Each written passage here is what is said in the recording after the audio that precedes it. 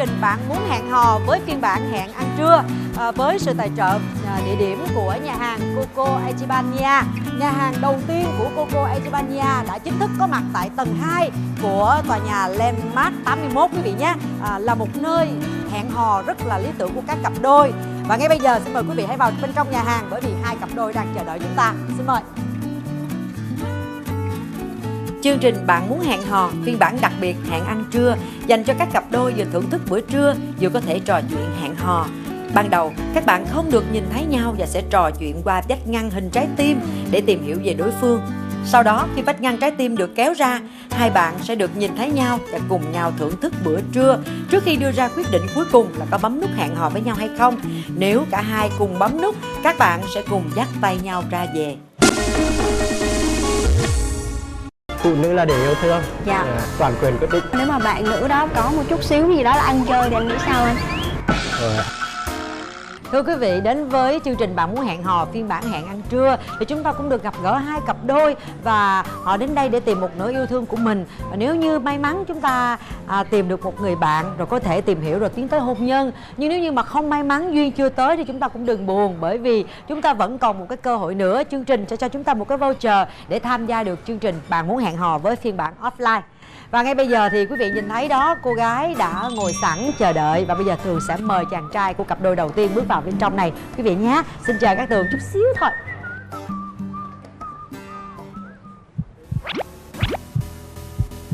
Vô đây. Rồi, ngồi xuống đây.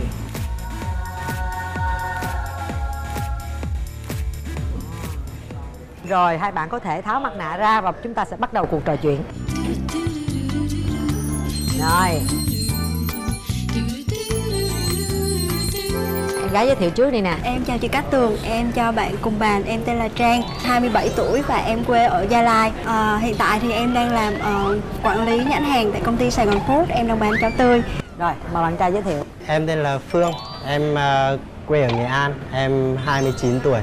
Hiện nay em đang công tác tại công ty cổ phần sữa Việt Nam. Em học đại học ở Hà Nội, xong vào đây làm. Điểm mạnh, điểm yếu của em là gì? Điểm mạnh của em là vui vẻ, hòa đồng, khá là hài hước. Nãy giờ thấy rất là tươi luôn. Còn điểm yếu của em có lẽ là kỹ tính quá, sạch sẽ. Trong công việc cũng như trong các mối quan hệ em cũng khá là kỹ. Nói chung là kỹ tính thì cũng tốt. Có những cái mình cũng phải du di. Chứ nếu như mình kỹ quá thì người xung quanh sẽ cảm thấy hơi khó. Điểm mạnh, điểm yếu của em là gì? Điểm mạnh của em là em sống có trách nhiệm, em sống có tâm và em nghĩ là em sống rất là tình cảm, yêu gia đình. Điểm yếu thì em rất là giống bạn là em cũng rất là hơi cầu toàn, hơi kỹ tính. Hai người này ở chung với nhau rồi ai chịu nổi đây, kỹ quá. Được cái là em có ưu điểm là em rất là hay lăn xả và em cũng thích nấu ăn, nhưng mà em không nghĩ là, em không biết là người khác có thích món ăn em nấu hay không. Là mỗi người một khẩu vị, ăn được là được rồi. Về tình trường thì sao nè? Em có hai mối tình ạ. Tình đầu thì ngày xưa lúc học đại học. Lúc vào đây em có quen một bạn nhưng mà cũng chia tay khá là lâu rồi. Lý do tại sao chia tay em nhớ không? Bạn nữ trẻ con quá. Cô ấy bao nhiêu tuổi? Nhỏ hơn em 6-7 tuổi ạ. Thế bây giờ bên đây nhỏ hơn 2 tuổi em thấy hợp lý. Nhỏ hơn 2 tuổi đúng không? Dạ em 27. 27, 2 tuổi được chưa? Dạ ok ạ. Ok phải không? Dạ. Còn em, tình trường mình như thế nào? Dạ tình trường của em thì em thấy là ít ỏi lắm chị. Là em có một mối tình học trò năm lớp 11. Và từ đó đến giờ thì em hầu như em tập trung vào học hành và sự nghiệp á, nên thành ra là em cũng có hẹn hò. Kiểu vậy là chưa có mối tình nào chính thức hết hả? Dạ đúng rồi chị. Vậy ngày hôm nay em muốn tìm một mẫu người bạn trai như thế nào? Muốn một người là bạn nhìn rất là dễ mến, bạn cười lên có vẻ là rất là sáng sủa, và còn về tính cách thì em hy vọng là bạn sẽ sống có bản lĩnh, có đam mê, sống rất là tình cảm là được ạ. Cái điều gì em không thích ở một người bạn trai? Bạn ấy sống không có trách nhiệm với gia đình hoặc là với bạn bè, với những người xung quanh, thì cái đó là em không có mến một bạn như vậy. Trước hết là em chia sẻ là bạn thân của em cũng có khá duyên với những bạn tên Trang. Vậy là bạn gái cũ tên Trang luôn hả? Không, no. Quen rất là nhiều người tên Trang thôi. Dạ. Em rất thích bạn nữ nói câu từ trách nhiệm, bởi vì em cũng rất là thích cái từ đó. Em thì luôn tâm niệm là có trách nhiệm với gia đình bạn nữ, yêu thương gia đình bạn nữ thì gia đình vợ của mình, tất nhiên là bạn nữ cũng người vợ của em cũng sẽ yêu thương, trách nhiệm với gia đình nhà em thôi. Tốt, trước mắt là cũng có một cái điểm tương đồng. Dạ chung. Cái điểm nào em không thích ở người bạn gái? Trẻ con. Nhưng mà chắc bạn nữ nói vậy thì không trẻ con đâu. Một chút xíu nữa, trước khi mà Tường kéo cái cửa trái tim này ra, hai bạn sẽ có thời gian trò chuyện trực tiếp thì mình sẽ hiểu hơn. Rồi hôm nay cái này là cái gì đây? Đây là em có chuẩn bị mấy tấm hình giới thiệu với bạn nữ. Gia đình của em, gia đình em thì có 4 người. Dạ em cũng có mang tới những tấm hình là bạn bè và đồng nghiệp cũng như là gia đình em. Này giờ cho chàng trai đoán thử có biết em là ai không ha? Được không? Tấm này phải không? Giờ đoán ra kiếm ra em phải không? Để chị kiếm trước có ra không nữa nha.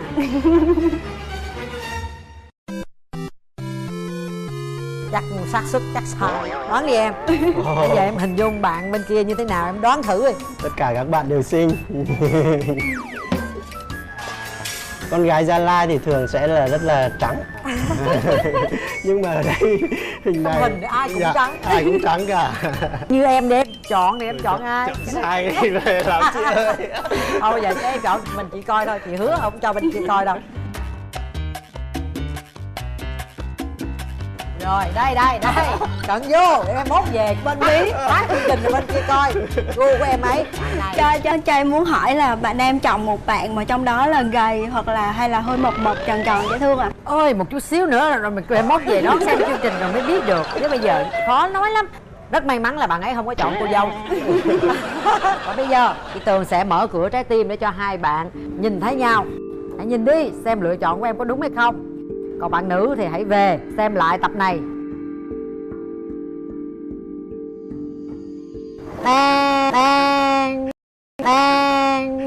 Chào em. Có đúng như mong đợi của anh không anh? Hơn cả mong đợi em ạ.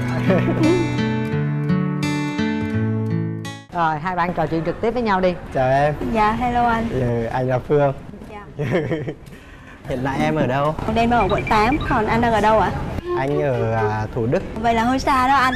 Xa vì ngại ngăn sông cách núi chứ không ngại vì lòng người ngại núi ngăn sông.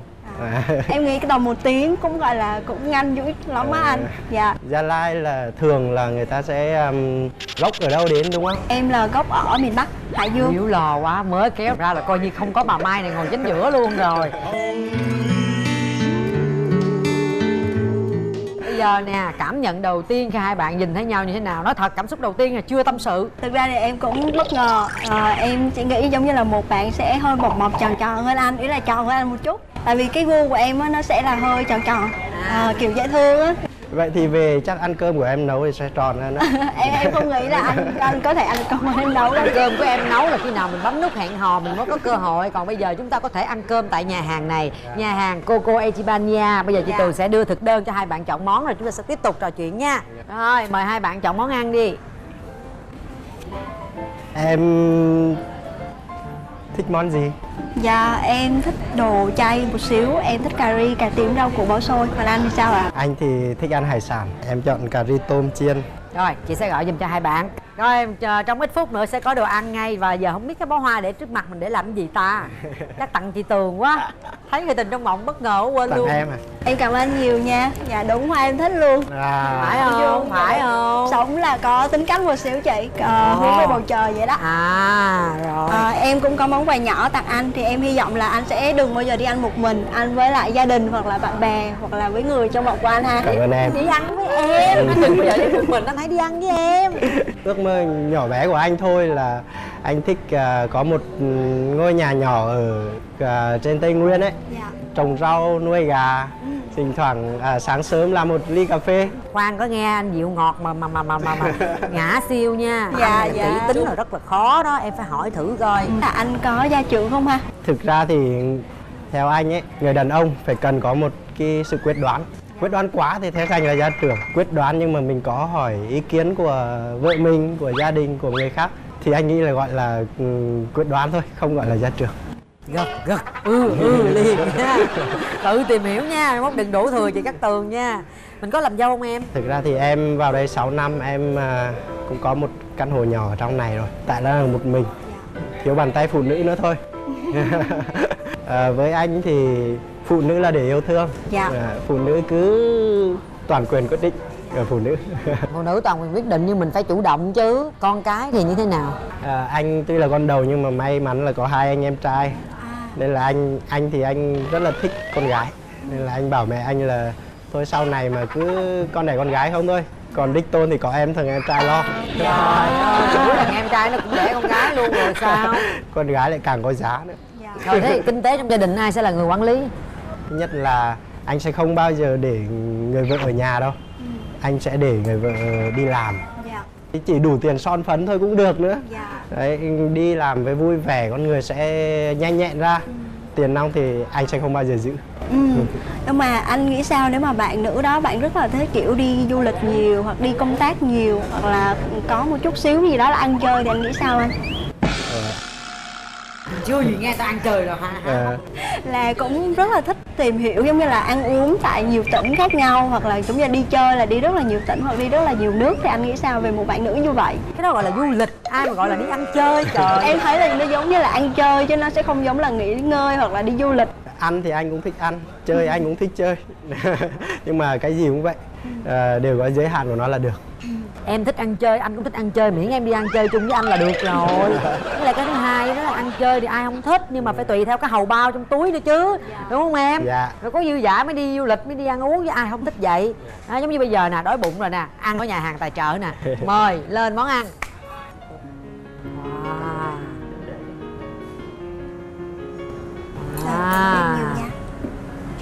Thanh đạm ha, rất là ngon. Mời hai bạn chúng ta hãy thưởng thức thử món cà ri Nhật Bản này ha. Đây là một món ăn rất là phổ biến, rất là nhiều người yêu thích, hiếm nhất ở bên Nhật Bản luôn á. Vừa ăn vừa trò chuyện vừa trao đổi với nhau. Một chút xíu nữa chị Tường sẽ quay lại để cho hai bạn được tự do thoải mái tâm sự nha. Rồi chúc hai bạn ngon miệng. Em mời anh nha. Mời em.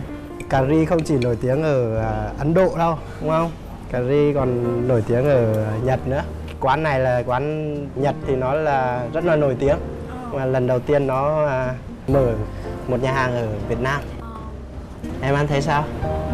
Em thấy cũng hợp. Nói chung là thường á thì món cà ri thì hơi khó ăn, nhưng mình thấy là cái này nó khá là dễ ăn. Thì trong năm nay á, anh đã đi du lịch nước nào chưa anh? Hoặc là đi du lịch tỉnh nào chưa ạ? Nơi anh thích nhất là Đà Lạt. Nên giống em á, em cũng thích Đà Lạt. Anh thích Đà Lạt vì sao anh? Vì nó yên bình, không khí thì quá tuyệt vời. Anh thích rừng hơn là biển. Nên là em ở Gia Lai nữa thì... Em ở Gia Lai ở đâu? Em ở Gia Lai là em anh biết khúc Biển Hồ không? Nó Biển sẽ Hồ cách à? Dạ đúng rồi, nó sẽ cách Biển Hồ khoảng đâu đó là 20 cây. Định hướng nghề nghiệp của anh thì sao anh nhỉ? Anh vừa học xong thạc sĩ kinh tế. Trước đây công việc của anh đơn thuần là làm kỹ thuật thôi, làm sản xuất trong nhà máy. Dạ. Anh muốn là kinh doanh, anh muốn nhảy sang một lĩnh vực mới, thử thách bản thân. Là khi nào anh sẽ mở công ty riêng anh hả? Mở thì chắc là chưa, bởi vì là trước hết mình phải học đã. Hiện nay em ở với ai? Hiện nay là em ở với em gái của em. Thì em cũng có ngôi nhà nhỏ nhỏ trong hẻm ở Sài Gòn. Mơ ước lớn nhất của em là gì? Chị ước là có một cái ngôi nhà nhỏ giống như là chăm cây cối, không đến mức độ là gọi là nuôi gà hoặc là trồng rau, nhưng mà thích giống như là cái nhà của mình nó có rất là nhiều vườn hoa đó và có một cái cổng là hoa luôn. Thì em rất là thích như vậy. Tương lai của em á, em cũng không muốn là ở Sài Gòn, em cũng muốn là trở về Gia Lai như vậy á. Thì em không biết là sau này anh có thích như vậy không? Trời ơi, ăn chưa đi, ăn đi, ăn rồi mới... Anh cũng thích hoa lắm. Dạ. Anh đi cũng nhiều nên là... Tôi ngồi đây tôi cũng vẫn như người vô hình luôn. Tại hai bạn này trò chuyện không cần có MC dẫn dắt. Tôi nghĩ giống như đâu là hợp nhau từ thuở kiếp nào vậy đó. Được rồi, nói nhiều quá, bây giờ tôi sẽ cho hai bạn chơi một cái game nhỏ nhỏ. Trên tay chị Tường là một cái sắp bài của chương trình Bạn Muốn Hẹn Hò ha. Trong này là có những cái yêu cầu. Chúng ta mỗi bạn sẽ bóc một lá. Rồi có yêu cầu gì trong này thì các bạn sẽ làm ha. Hành động em. Bạn hãy thể hiện một năng khiếu nổi bật nhất. Em thích hát thôi chứ em hát không có hay. Rồi, xin mời bạn. Đã có lúc em mong tim mình bé lại, để nỗi nhớ anh không thể nào thêm nữa. Em chỉ tặng một câu vậy thôi. Trời ơi, thôi trả bài cho tôi. Hát gì có chút xíu à, sao thấy giọng như thế nào? Cũng khá là ngọt ngào đấy ạ. Dạ. Em giờ chỉ cái gì mà em không ngọt. Hát đi. Trả lời thật bất kỳ một câu hỏi từ đối phương. Cái này hay á. Suy nghĩ cho kỹ nha, chỉ có một ước muốn thôi. Một câu chỉ hỏi, một câu cơ thôi hội, nha. một câu duy nhất. Câu nào mà đắt giá nhất. Cái cảm xúc của anh khi gặp em lần đầu tiên. Giống như anh nói thì Không nói cái câu mà ngoài mong đợi mà em muốn giống như là đây là thật lòng mà đúng không? Nói thật lòng đi. Ngoài mong đợi chưa chắc là thật lòng, ngoài mong đợi có thể là nó chưa có ổn bằng kiểu vậy đó. Ấn tượng. Ấn tượng.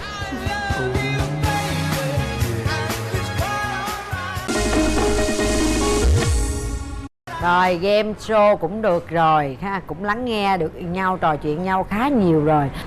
Chị Tường nghĩ là hai bạn hãy nhắm mắt lại để chúng ta cảm nhận, chúng ta suy nghĩ lại, suy gẫm lại về cuộc trò chuyện từ nãy đến giờ để xem động lại trong tay những gì.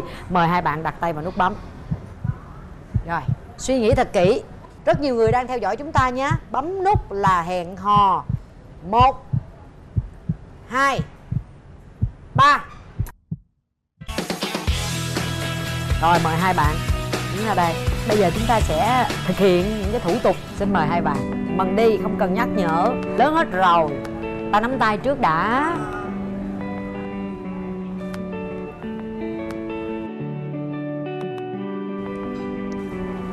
Sao, cảm thấy như thế nào? Dạ quá là run luôn.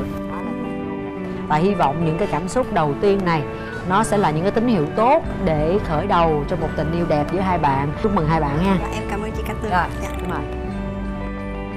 Như vậy là cặp đôi đầu tiên đã đồng ý bấm nút hẹn hò với nhau rồi. Còn một cặp đôi nữa, chúng ta hãy chờ nhé. Hiền quá thì cũng không tốt, nhiều lúc không có bảo vệ được phụ nữ của mình. Anh có thể bảo vệ được cho em. Và bây giờ thì chúng ta sẽ đến với cặp đôi thứ hai. Và cô gái đã ngồi sẵn ở đây rồi. Tường sẽ mời bạn trai vào. Đó. Chúng ta có thể mở mặt nạ ra và trò chuyện với nhau. Ok. Rồi, xin chào hai bạn. Bây giờ mình hãy giới thiệu về bản thân mình trước nha. Chào em gái, em tên gì? Dạ em tên là Nguyễn Thị Thiên Vân. Em 24 tuổi, em quê ở Sóc Trăng. Nhưng mà hiện tại thì em đang làm việc ở Sài Gòn. Em là nhân viên tư vấn về sữa bột của em bé. Rồi, mời bạn trai. Em tên là Đặng Minh Trung. Năm nay em 25 tuổi, em đến từ Cần Đước, Long An. Em là nhân viên y tế của Bệnh viện Nhân dân 115. Rồi mình ở thành phố luôn hay là mình ở đi về Long An? Hiện tại thì em đi về rồi. Thành phố bao nhiêu cây? 30 cây. Điểm mạnh, điểm yếu của em là gì? Điểm mạnh của em á thì em biết nấu ăn. Yếu em á thì mấy đứa bạn em nó rủ đi ăn á, hay hỏi em về cái món ăn đó như thế nào á, thì em hay là có chút xíu là em có nói là món này không ngon hay là hơi lạc hay mặn gì chút xíu. Có nghĩa là em có khả năng nhận xét món ăn. Đúng rồi. Mà chính xác không? Chính xác. Mấy đứa bạn em nó chửi đi vô quán ra ăn mà mày ngồi á, mày nhận xét vậy lát ra quýnh bòm đầu. Ôi giờ toàn là chê không hả? Sao người ta quýnh bòm đầu, không có khen hả? Chê không à hả? Cũng có khen, cũng có đôi lúc chê gì. Rồi bình thường ở nhà ai nấu cơm em ăn? Thì mẹ nấu em ăn. Rồi em khen hay em chê? Lâu lâu mẹ làm món mới thôi. Nay ta làm mẹ ăn được không? Cái nay chắc tay nghề cũng lên được chút. Trời ơi trời. Biết nấu ăn không cưng? Dạ biết. Mai mốt đừng nấu cho anh ăn. Nấu anh ăn mất công mệt mà anh còn chê nữa. Mai mốt bắt anh nấu cho mình ăn nhưng mình đừng nấu nha. Dạ. Rồi, thì điểm mạnh điểm yếu của em là cái gì? Điểm mạnh của em là em cũng biết nấu ăn, làm được hết tất cả việc nhà. Đặc biệt là em chơi game rất là giỏi, chơi game online á. Rồi thời gian đâu đi làm, rồi thời gian đâu dọn dẹp nhà cửa nấu ăn? Tại vì em đi làm một ngày có 6 tiếng thôi, nên thường là em ở nhà nhiều. Em hát cũng hay, biết viết chữ thư pháp, khả năng quan sát với giao tiếp với khách hàng tốt. Rồi bây giờ biết hát hay, hát thử một đoạn tặng bạn trai đi. Rồi. Yêu anh yêu nhân gian mơ, giấc mơ dài thật dài và em không có lối ra. Wow, wow, yêu anh yêu mỗi anh thôi, yêu anh hết thân này. Rồi, tình trường thì sao? Em trải qua mấy mối tình rồi? Em trải qua 4 mối tình rồi. Mối tình gần nhất là 8 tháng trước mới chia tay. Quen cũng được 1 năm rưỡi. Tại vì bạn đó hơi trẻ con nhưng mà lại gia trưởng nữa. Với lại bạn đó có người khác. Còn mình thì sao em? Mấy mối tình rồi? Em thì cũng có một mối tình thời sinh viên. Rồi chia tay bao lâu rồi? Khoảng hơn 1 năm rồi chị. Rồi có nắm tay hôn chưa? Chưa, nói chung là đi vô nhà thì cũng dẫn vô nhà. Chắc là em nhát quá, nên ra là người ta thấy em không có chủ động, không dám tấn công nên người ta nản chứ gì. Em thì cũng đâu có nhát dữ chị. Biết hôn không? Biết chứ. Nếu mà chàng trai chưa biết hôn luôn, rồi chưa có mối tình nào sâu đậm hết thì em thích hay là em ngại hay là em lo lắng hoang mang gì em nói chị nghe thôi. Em cũng không có ngại lắm tại vì kinh nghiệm của em đủ để giúp bạn đó. Ôi ghê. Chàng trai thì có vẻ hơi rụt rè nhút nhát. Để xem cặp đôi một có cá tính ngược như vậy thì có tiến tới được xa hơn hay không. Em mong muốn tìm một người bạn trai như thế nào? Bạn trai của em thì em không có yêu cầu ngoại hình nhiều, cao hơn em nhiều một xíu là được. Không gia trưởng, không trẻ con. Công việc thì ổn định một xíu, không có tăng ca nhiều, với lại đừng có đi công tác nhiều quá. Sao vậy, ghen lắm hả hay là Đến em hay quan tâm thái quá cái người yêu á, em hay ghen rồi bạn lại chán. Em thì chỉ làm xây theo ca thôi. người ta đi làm công việc đàng hoàng, người ta làm bên ngành y đúng không? Thì cái công việc người ta như vậy, người ta đi trực thiệt mà sao không cho người ta làm, đi theo trực đêm luôn. Em cũng làm buổi tối tới 9 giờ mới ra. Ăn thua mình yêu nhau thôi, mình quan tâm với nhau thôi, ở bên cạnh sát bên chưa chắc là đã lo cho nhau. Rồi còn em muốn tìm một người bạn gái như thế nào? Biết lo cho gia đình, về hiền. Cái gì em không thích ở người bạn gái? Con nít, nhõng nhẽo. Cho con gái mà không cho người ta nhõng nhẽo. Thì nhõng nhẽo cũng vừa vừa thôi chị. Quá em thấy nhiều người nhõng nhẽo em không thích. Em đang đi làm, cái bạn gái điện thoại: anh ơi em nhức đầu quá, em mệt quá à. Rồi em nói gì, em làm sao? Thì em hỏi em uống thuốc gì chưa, uống thuốc vô đi coi có đỡ không, không đỡ thì em chạy qua anh thì anh nhờ bác sĩ khám cho em. Trời ơi, phải gái nha, có bệnh cũng phải chạy qua khoa ảnh mới khám chứ anh không có qua khám cho em được đâu. Đáng lý con trai là phải qua chở bạn gái đi chứ. Ngoài giờ thì anh có thể qua chở em đi được. Tại vì khi mà đi ra ngoài đó, lỡ đột xuất ở đâu đó nó có một xảy ra tai nạn gì đó, mình không có trực tiếp đó. Nói chung là đặc thù công việc, lúc đang làm việc thì không thể nào đi được, phải thông cảm ha. Theo em cảm nhận người bạn nữ ngồi bên kia là như thế nào? nghe giọng nói của bạn nữ thì chắc cũng dễ thương. Dễ thương. Bạn nữ hơi men chịu không? Cũng được chị. Ăn hiếp em à? Ăn hiếp em, nhiều khi em ăn hiếp lại không là ăn hiếp không lại em đâu. Được không à? Được chị. Tôi thấy là có vẻ hơi yểu điệu rồi đó, hơi nhát rồi đó. Tại chị thấy em vậy chứ ra ngoài thì em sẽ khác như bình thường. Em hình dung ảnh như thế nào? Hơi hiền với lại gọi là bảo thủ trong công việc một xíu. Rồi, bây giờ là thời khắc quan trọng, Tường sẽ mở cửa trái tim ra.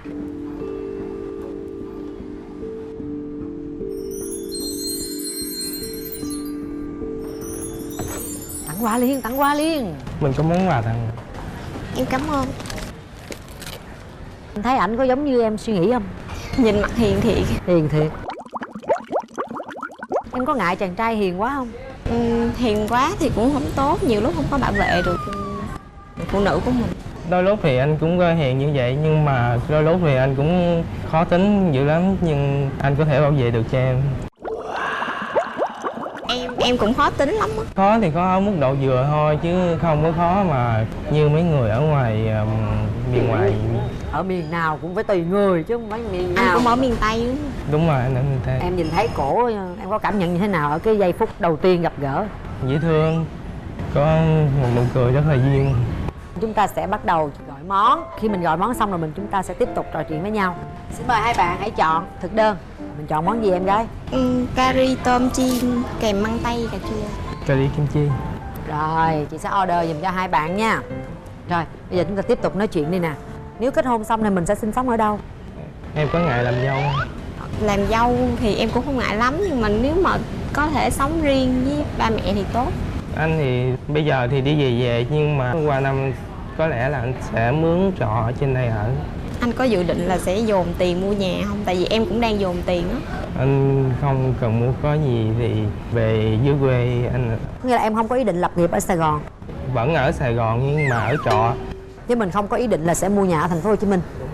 Có nghĩa là tại vì Long An nó cũng không có cách thành phố bao xa, anh ấy đi mỗi ngày được. Em thì em thích hai vợ chồng, nếu mà làm thì phải có một khoản tiết kiệm riêng, sau này phải mua được nhà. Anh là con lớn trong nhà cho nên là có mình anh à. Anh cũng thấy lâu lâu anh phải về. Thì cái chuyện lâu lâu anh phải về là chắc chắn là anh sẽ về rồi. Nhưng mà mình cũng phải có cái nhà riêng của mình chứ.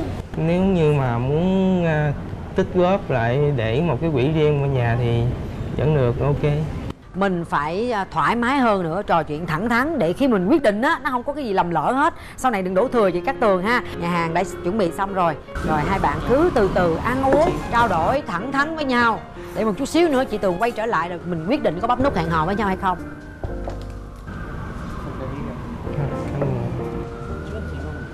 Rồi, nhìn hấp dẫn ha. Rồi chúc hai bạn một buổi ăn trưa ngon miệng. Dạ, mời em. Anh ăn kim chi đúng không? Bình thường anh có đi ăn đồ Hàn Quốc không? Anh thì cũng không có đi ăn đồ Hàn Quốc, thì đi ăn đồ nướng chung với mấy đứa bạn. Tại vì em thích ăn đồ Hàn Quốc. Em thấy anh hơi gia trưởng một xíu á. Có Không, em thấy anh như vậy đó, nhưng đi về nhà là thấy anh một con người khác bình thường. Anh ăn thử đi rồi cho em nhận xét đi. Ủa ăn cơm không sao nhận xét được? Sao em biết anh cũng không? Em mới nói anh múc cũng không à. Trời, anh múc cũng không, em còn chấm cái kim chi nữa mà. Bình thường anh thích ăn nhạt hay ăn mặn? Nói chung thì vừa là được rồi. Tại em cũng không thích ăn mặn, bình thường em ăn nhạt. Nói chung là anh làm bên sức khỏe chắc anh cũng không thích ăn mặn, nó không tốt. Giờ anh ăn thử món của em nha.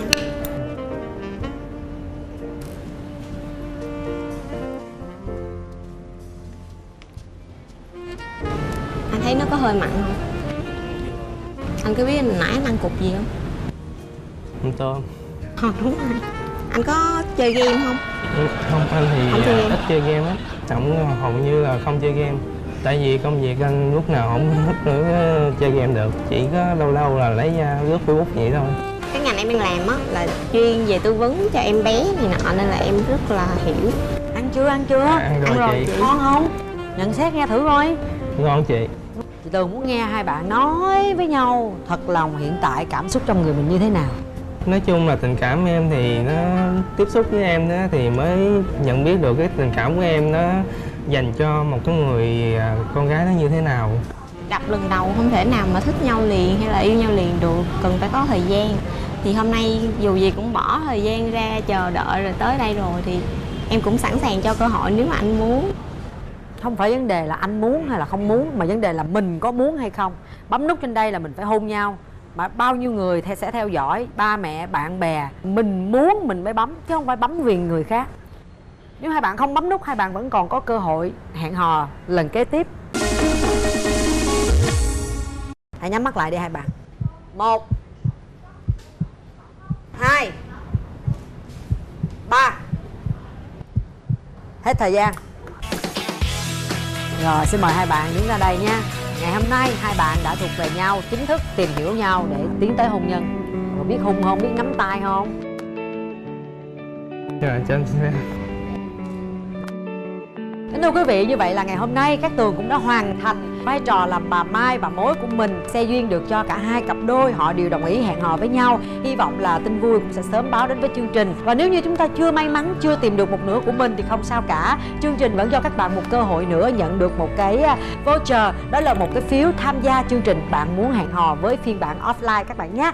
Nhớ đón xem chương trình Bạn Muốn Hẹn Hò phiên bản đặc biệt Hẹn Ăn Trưa vào lúc 12 giờ thứ Tư hàng tuần trên kênh YouTube MCV Media. Và khi xem thì đừng quên nhấn subscribe quý vị nhé. Xin chào và hẹn gặp lại.